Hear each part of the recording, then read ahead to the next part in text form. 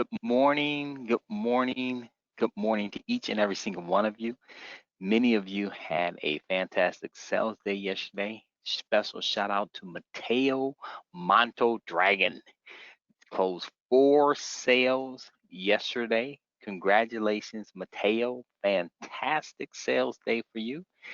And Ursula closed 3 sales yesterday, and she also had 3 sales on Friday. So making good headway here. 2 days left to the end of the month. So I want to talk about this morning the rapport. Um, First and foremost, I want to talk about why is it so important. It's really good for me. It was good for me to really understand why the rapport was something that I had to practice on and get good at. Um, it really starts with understanding our demographic, and I touched on this yesterday as well. The rapport of the relationship you build with that customer, um, there's no way around it. Um, that allows you to be able to have an honest conversation with them. That's the first thing, where they can express to you how they really feel. And if a person expresses to you how they really feel, it gives you the opportunity to come up with a solution for them. It's hard to close a person if you don't know what they're really thinking. You probably can look at yourself. I look at myself as the best example. Um, I use the example of going into a car dealership. If the car salesman don't know what I like, how can he put me with the right car? So, and that scenario is a little different because he sees you, and so the trust is established. But you also see in their TV commercials. So the rapport is being built through their marketing efforts and techniques. But our sales is very different. Mm. That rapport that you build allows you to cultivate an honest relationship with the customer where you can give them solutions to help them in their current situation. But also, I enjoy it. I enjoy talking to people. I enjoy meeting new people, learning about their lives. Been in sales my whole life since I got out of college, commission only sales. And that was one of the things that really attracted me to the industry because I love people. Come from a family of 10 kids. My parents had 5 boys, 5 girls, still going strong. My mom and dad. My dad works for me, he's one of the top sales reps here. And I just love people. So that's the second thing. Enjoy the people.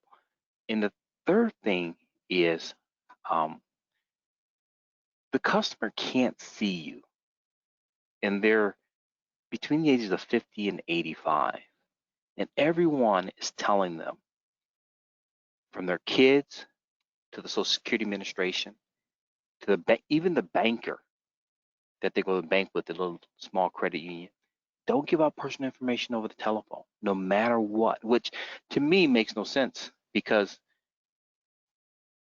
if they're not giving out personal information over the telephone, then how are they getting the help that they need? Well, the banker wants to sell them life insurance themselves, and the kids are doing it because they want to protect their family. But no one's coming out to people's houses. No one is doing that. So how are they buying what they need? So that's a little biased. I don't know, but they're telling them that. So the customer is, has this caution, these guards up. They're fighting against all of that when they call in to one of our ads that they see because they want a quote. That tells me that the need is there, the urgency is there. They're going against all of that to still call in and get some information. And I've gotten this many times, and that's what forced me to really become a pro at building relationships with people. I'm not giving you my social security number. I'm not giving you my bank account information. And that happens because of the lack of trust. And understanding our business, we're not a conglomerate like Mutual Omaha where you see TV commercials every single day, 2 or 3 times a day. And that brand recognition is being built and that trust is being established through marketing dollars. So when they're willing to mail in a check to a company like that without even talking to anybody, right? They're willing to just buy it without even seeing anybody because that brand recognition is there. When you call them and talk to them, they don't know you from the man they've never seen or the woman they've never seen before. You don't have that brand recognition. And, unfortunately with Mutual of Omaha, when they market like that, it's only for inside call centers, hourly position with the minimum income expectation. You will make a lot of money, maybe 30, 40 grand. They can't pay you because they're spending all the money on the marketing to build the brand. And so you're taking orders. You really are doing a customer service type of job. You're not selling anybody anything. Okay. This is different. Pioneer American relationship we have with them, they don't run these big commercials, build this brand experience. You're the brand. You're the experience. You are the marketing tool. They count on you for that. That means you have to be able to develop and grow and become better and better at cultivating and building relationships. One of the things that have really helped me, and a lot of people want to make six figures. Some people want to make 250,000, 300,000, 400, 500,000. I mean, that's great. You can do that, but you really have to put the time in to understand where you're weak at and how to get better. And that's what I had to do. I had to improve my abilities to cultivate and build relationships with people and be open to understanding people better. Right? There's many different types of personalities out there. A book that's really helpful for me is called Personality Plus. I read it about 20 years ago. I read it probably about 5 times. I've read all types of leadership, motivational books, people books. How to Win Friends and Influence People is another good one. But these things help you understand that the world is bigger than what your own ideas are. There are other people out there. Like I mentioned, I came from a family of 10 kids. Everyone had different personalities, and I learned to get along with every single one of them. I'm not in quarrels with any of my siblings, and they're all very different, very, very different, and just like I am, just like you are as well. So I mean, building rapport, I really believe you peel back the onion and you start to understand the why. Just like if you're selling a person, if you understand the why, it helps you understand how to help them. But if you understand the why, like why do I have to build this relationship and work hard at it? It drives you to want to do it and get better at it and not like skip it and hope and cross your fingers that when you ask for the social after being in the call for 30 minutes that they're going to give it to you. I mean, that's wishful thinking. And then they say that they're not. And then you resort to, the affordability. Well, I can get something cheaper. It's not the money. It's you. They don't have that. They don't feel it. It's a feel thing. Believe it or not, it is. You didn't put the work in, so you can't expect to get the reward. I mean, it don't work like that. That would be completely not right. I'm telling you. So you gotta put that work in and build that relationship. And I have these techniques that you've been trained about and learned in your training. I remember when I was sitting at my desk with a yellow notebook creating these techniques, the 3-in-1, the give and take. I remember the thoughts I was having. I remember why I was creating these techniques. So there's layers to this. I can go deep, deep, deep because the thoughts came and the ideas came and these solutions came because I was tired of getting the same results over and over again. So I was willing to put in 14, 16 hours a day to come up with a solution. And you have that at your fingertips. And I know it works. The reason I know it works because I created it. So I'm going to talk to you about it in great detail. Okay. I consider myself a master at building rapport with people. I can peel back anybody at any time, no matter what mindset they're in, no matter how bad their day is going. I have learned the skill sets that are needed to turn people around. I used to find joy, I still do, in meeting people who are grunchy and mad and putting a smile on their face and sending them away. And they used to say to me, David, you made my day so fantastic. I used to find what you call glory in that. That's what I was looking for. I love that challenge. That's a whole different mindset. Most people get a grumpy person on the phone and they're like, oh geez, I got this lead, and they go that way. I chose to see it different. And It's very unique, but I enjoy that. I enjoy turning people around. I love it when my kids are in a bad mood. Oh yes, I'll be looking at them and smiling them and sizing them up, and I turn them around so quick. Woo, they be smiling, boy. I mean, I bring the energy, joy back into their life. I enjoy that. I enjoy doing that with complete strangers on the telephone. Now, you don't have to be that extreme in one direction, but I chose to be like that because that makes me happy, right? And that gives you, when you're positive, and I talk about this, when you have a positive mental mindset, your ability to cultivate relationships and build rapport is endless. Solutions start to come to you on how to connect with that person because you're fighting an uphill battle for the good. So let's talk about rapport, the 3-in-1 technique. And there's so many different ways you can go with this. But there's some rules that you can't break. And everything that evolves into success or making money, there are rules, there are parameters, there's a playbook that you have to work within. Um, One of the things that you have to be conscious of is make sure that you're writing down when you ask them a question. So because you can't cross that 3-question barrier. That's a barrier because based on experience, when I was putting this together, I used to write a line, and I tested it. When I asked people 6 questions in a row, it took a lot of leads to figure this out. Okay, I'm just gonna tell you that. They always got mad and typically just, why you asking me these questions? And then when they get that mindset, I couldn't, it's hard to bring them back, and they hung up. So I learned that 3 is the max. And the only way I could hold myself accountable to that is I had to write a line on my paper every time I asked them one.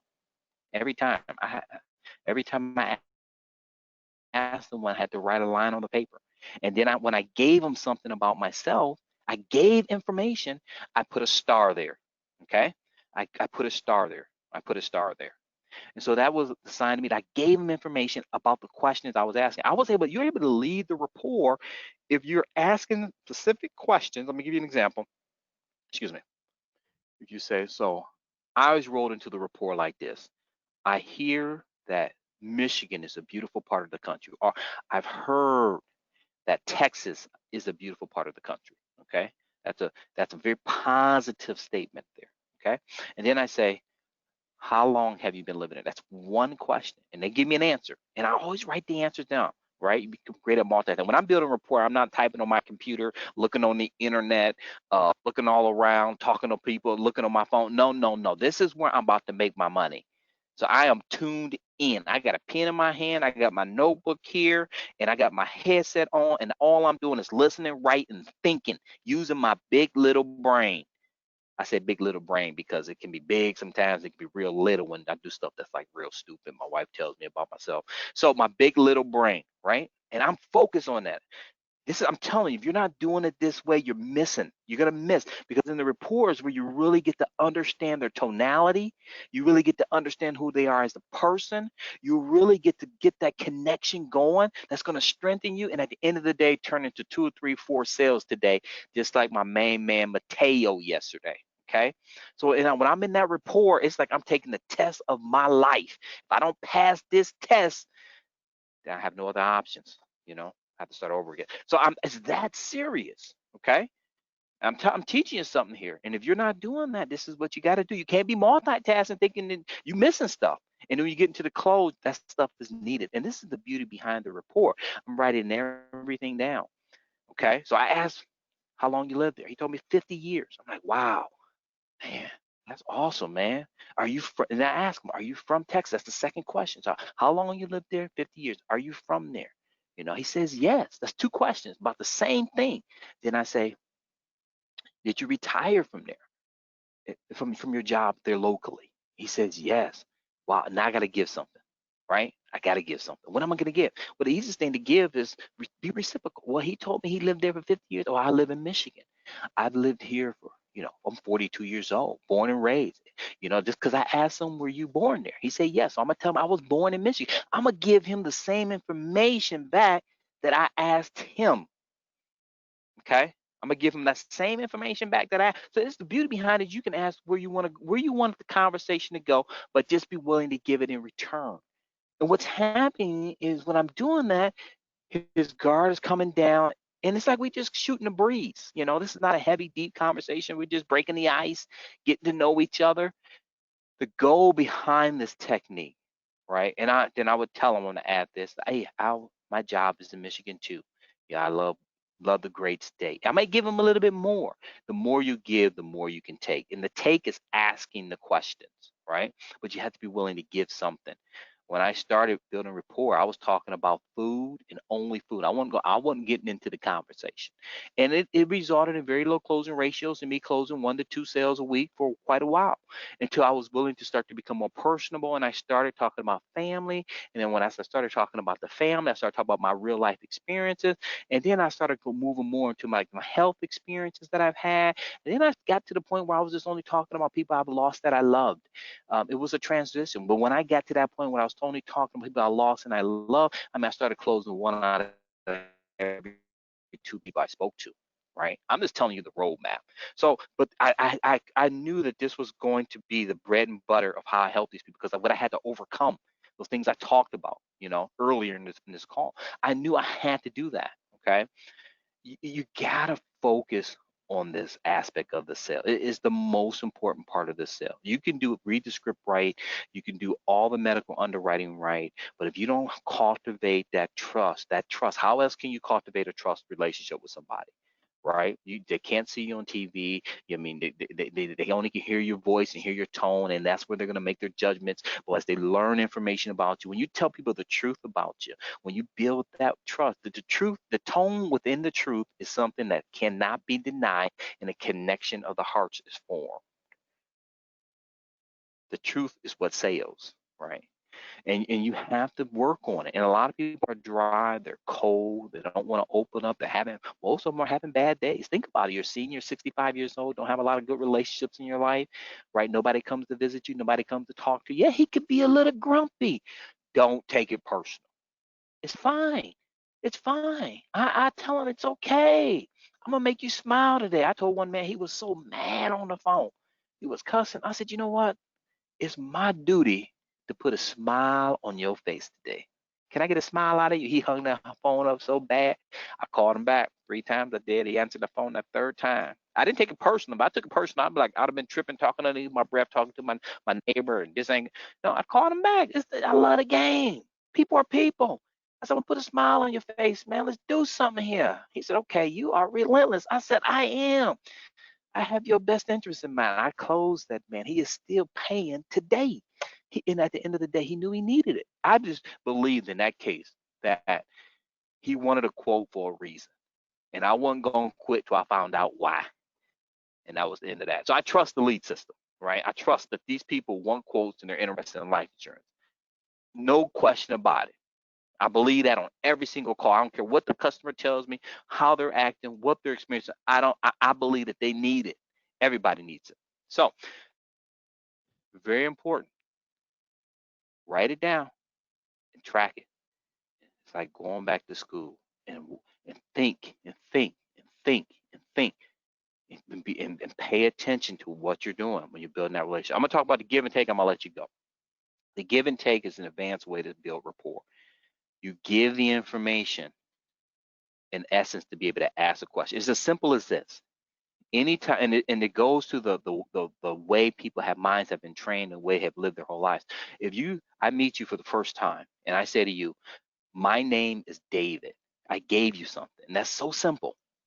And then I have the ability to take something back. And when I take something back, you're going to think subconsciously, consciously, it becomes that, hey, he gave me his name. It's no harm in me giving him the name back. It's like the same mindset. You go first and I'm going to watch you, then I'm going to go. Right? I'm tapping into something here. So it's a way to open people up, and you can lead the conversation anywhere. Give something about yourself and you can take something in return. It's everyday communication. Man, I had a rough day at work today, honey. How did it go with the kids? She goes on for 5 minutes. But had I said, how'd it go with the kids? She can be like, well, then she wouldn't have went on for 5 minutes. She'd have been like, well, why are you asking me that? How was your day going? Well, anyways, it's not like that, but it could be like that. So when I tell her I had a rough day at work today, it was hard. How did it go with you? Then she just goes on. So I open her up every night. I'm telling you how to build relationships with people. and then you get them laughing and all. Well, it's great, you know. So I'm teaching you something here. It works. You can practice. I practice it with my kids. I practice it with my wife. I practice it with my leadership team. I practice it with you when I talk to you. Okay, these techniques and building these relationships are very essential to your success and final expense telesales. So build the rapport. Take the time. The more time you spend, the more money you're gonna make. It's just that simple. It's that simple. That's all I got for you today. I went a little long. Thanks for tuning in, and I will see you on Thursday. Tomorrow is North Star training. Make sure you get on the training. It's going to be on Zoom. It's not GoToWebinar. Zoom, Zoom, Zoom, Zoom, Zoom, Zoom. It's on Zoom tomorrow, ladies and gentlemen. Take care. Oh, I got a question that came in. You can jump off if you like. I don't want to keep you getting in line and getting your leads. Oh, Luke Pollock. What is people are closed? What does this have? Okay, I'm not seeing the whole question. To do with what does this have to do with getting insurance regarding report? What is people are closed? What does this have to get what is I'm trying to understand the question. You might type that pretty fast. So what is people are closed? Is people are closed up is what I'm thinking. They're closed. What does this have to do with getting insurance? So if a person is closed up and they're not willing to, oh, here we go. So the person gets to the report and they say, what does, oh, got it. Okay, get that. I understand now, Luke. Thanks, buddy. So if you get into the rapport and you're building a relationship and the customer says to you, what does this have to do with insurance? I used to get that all the time. First and foremost, for me, it was an indicator I didn't fully engage them. And the goal in that rapport is to take their mind off the insurance, just for them to just be engaged with you. So, but when people say that to me, that was always a sign to me I had to be more energy, be more alert, be more conscious of the person I was talking to. First and foremost, I made that decision on the next call. But then the way I handled that is I said, you know, there's a couple ways. I said, that's a great question. I get that question sometimes. But buying life insurance is all about the rapport and the relationship, because if you don't trust me, you won't have that peace of mind that you need when you decease and die and your family comes to collect. You need that peace of mind. And the best way to get it is for me and you to get to know each other. No question about it. I mean, that's the reason we're doing it, right? And for you to trust me, you got to trust me so I can help you. How else can I gain your trust? Well, we have to get to know each other. So that's one way of handling it. I tell people that all the time. First and foremost, most people that say that, I know they're pretty irritated at that point.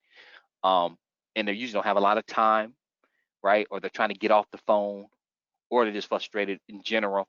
And then another way I can handle that is another way. People say, what does the be honest? I tell them, I said, you know, when you bought car insurance or homeowners insurance, right? For you've bought that before, you trusted that brand. So you didn't have to build that relationship. But you don't know me from anybody. And I need to help you because you have a need and I have a solution. So we got to form a bond and a connection in order for that to happen. That's real talk. That's what I say to people. And then I always get them to agree with me. This is the key. I mean, can you feel me? I mean, I know you see it the same way I do, right? I mean, we're on the same page on this, right? You got to finish it like that. You can't have open air. You got to get them to jump into your boat by getting them to agree with you, right? And then most of the time when you say it that way, you're leading them to the answer you want. They're like, yeah, you're right. Most of the time, they're not going to say no, because what I told them is so true, it's so logical, it's so real.